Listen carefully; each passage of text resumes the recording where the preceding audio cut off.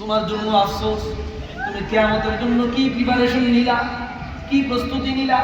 হুজুর কিয়ামতের জন্য আমার তেমন কোনো প্রিপারেশন নাই, নামাজও নাই ভালো, রোজাও নাই, দান সদকাও নাই, বন্দেগী নাই, কোনো ইবাদত নাই, তবে একটা আমল আছে,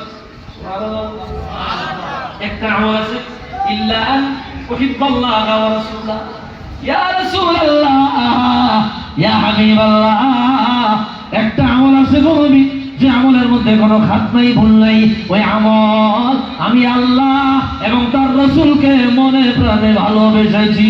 রাসূলুল্লাহ বলল আনতা মা মান আহবাবতা, অন্য রায় আছে আল মারউ মা মান আহাব, যে যাকে ভালোবাসবে, তুমি আমাকে ভালোবাসিলা, কিয়ামতের ময়দানে আমি রাসূলুল্লাহর সঙ্গে আল্লাহর জান্নাতে চলে যাবে।